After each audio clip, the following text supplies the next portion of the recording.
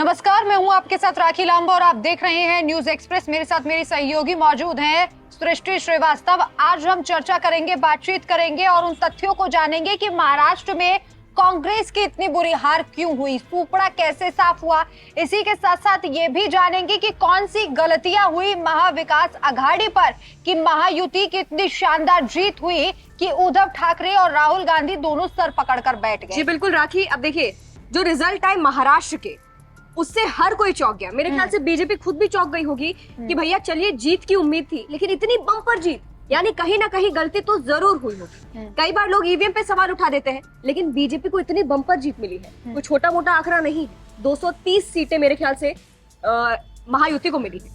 तो कहीं ना कहीं सवाल कांग्रेस पर उठ रहे हैं कि भैया कांग्रेस ने ऐसी कौन सी गलती कर दी है। सिर्फ एक गलती नहीं, कई पॉइंट्स है, उस पॉइंट्स में आपको समझाएंगे कि ऐसी कौन सी गलती महाआघाड़ी से हो गई जिसकी वजह से उनकी हार हो गई महाराष्ट्र में। राखिए बिल्कुल, देखिए सृष्टि, जैसे प्रधानमंत्री नरेंद्र मोदी का एक है तो सेफ है का नारा देना, योगी आदित्यनाथ की ब्रांडिंग महाराष्ट्र में इस तरीके से करना कि लोग योगी आदित्यनाथ को काफी ज्यादा पसंद करते हैं और जब वो वहां पर पहुंचे, बार बार पहुंचे, तो हिंदुओं का वोट जो है वो पूरे तरीके से बीजेपी को मिल गया। कांग्रेस से एक गलती ये बहुत बड़ी हुई कि इतनी बड़ी पार्टी होने के बावजूद भी उन्होंने महाविकास आघाड़ी को 50-50 पर रखा और ये जो उनकी सीट शेयरिंग का फॉर्मूला था, ये कहीं ना कहीं कांग्रेस को बहुत ज्यादा बैकफुट पर लाया। इसके अलावा बीजेपी ने सबसे ज्यादा ध्यान दिया लाड़की बहना योजना पर। सृष्टि, आपको याद होगा कि मध्य प्रदेश की वो योजना है जिसने शिवराज को 2 बार सीएम बनाया। इसके साथ साथ ही तीसरी बार मोहन यादव के हाथ में वो थाली सजा कर दे दी जिसमें सीएम का पूरा एक वो रखा हुआ था कि आप मुख्यमंत्री बन सकते हैं। मेरे ख्याल से राखी जो योजनाएं थी बीजेपी की, उस पर बीजेपी ने बहुत फोकस किया, लेकिन अगर महाआघाड़ी की बात करें तो वो आपस में ही भिड़ गए। अब कुछ पॉइंट्स में अगर हम आपको बताएं तो सबसे पहला कारण है अंतरकलह।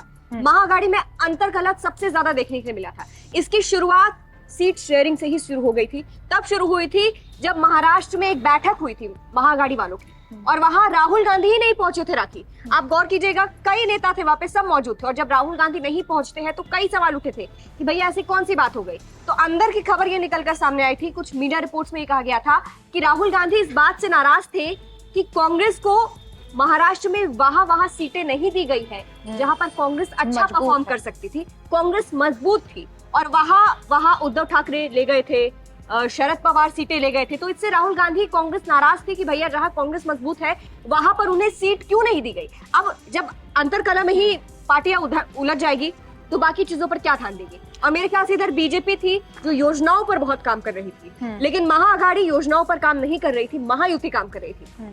बिल्कुल, और देखिए जिस तरीके से इस बार राहुल गांधी ने अडानी का मुद्दा महाराष्ट्र में भी उठाया। इस मुद्दे का असर महाराष्ट्र में तब होता है जब भ्रष्टाचार लोगों के जनजीवन को प्रभावित करता, लेकिन महाराष्ट्र में ऐसा कुछ नहीं हुआ। महंगाई को लेकर वहां लोग ज्यादा त्रस्त नहीं थे, तो इस मुद्दे को लोगों ने खुद से जुड़ा हुआ नहीं पाया।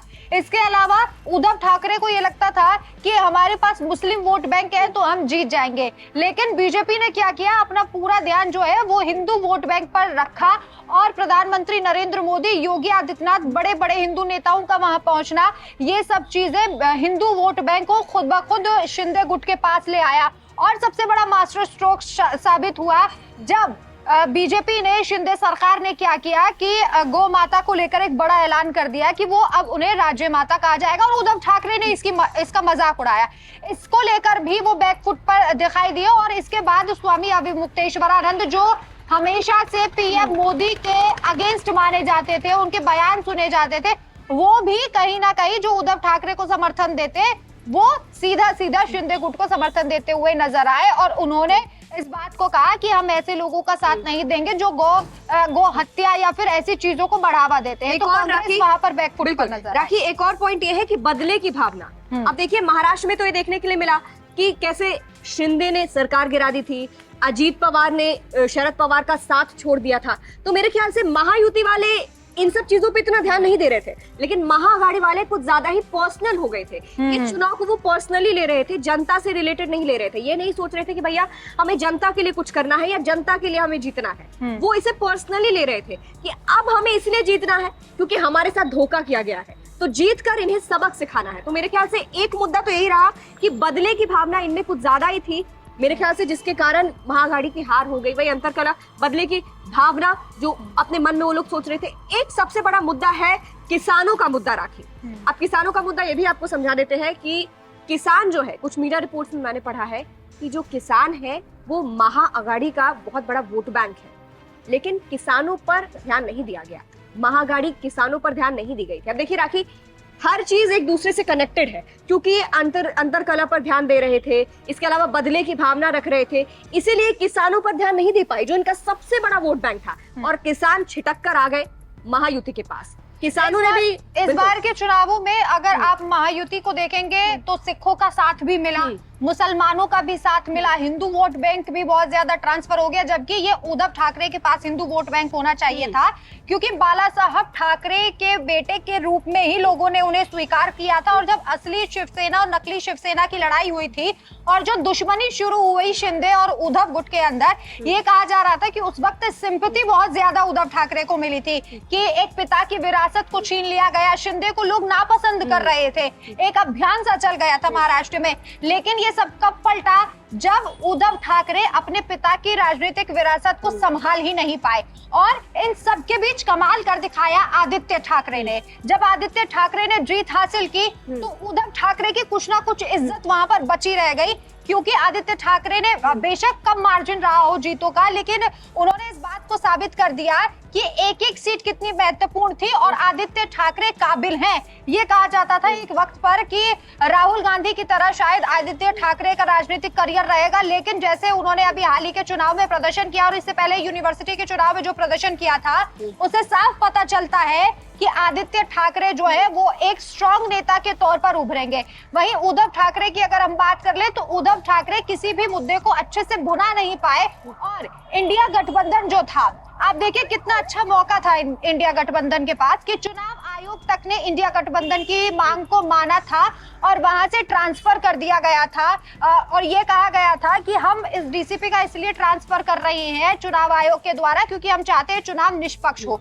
तो एक बड़ी मांग जो इंडिया गठबंधन की थी वो पूरी कर दी गई। बावजूद इसके इंडिया ब्लॉक वहां पर हार गया, और ये हार आप देखिए कितनी शर्मनाक थी कि संजय राउत जो बार बार इस बात को कह रहे थे कि इस बार महाराष्ट्र में जो है वो पता चल जाएगा कि असली शिवसेना किसकी है और जो जीत है वो इंडिया ब्लॉक की होगी। लेकिन आपसी कला, आपसी खींचतान, जैसा सृष्टि आप बता रहे हैं, सीएम पद की लालसा होना, उद्धव ठाकरे का उतना सशक्त ना हो पाना और बीजेपी की किसी भी नारे की काट न ढूंढ पाना, ये सबसे बड़ा मुद्दा रहा। एक मुद्दा ये भी था कि राहुल गांधी सिर्फ एक ही मुद्दे पर फोकस कर रहे थे, संविधान का मुद्दा। अब देखिए, भले ही संविधान का मुद्दा 2024 के लोकसभा चुनाव में बहुत असर दिखाया गया था, संविधान के मुद्दे के कारण आपने देखा होगा कितना वोट मिला था इंडिया गठबंधन को, लेकिन इस बार ऐसा कुछ भी नहीं हुआ। राखी, एक ही मुद्दा आप हर जगह उठाएंगे तो उसका असर कम होने लगेगा, जनता कितना ही सुनेगी। तो मेरे ख्याल से महाराष्ट्र में भी राहुल गांधी ने सिर्फ संविधान का मुद्दा उठाया, सिर्फ राहुल गांधी ने ही नहीं,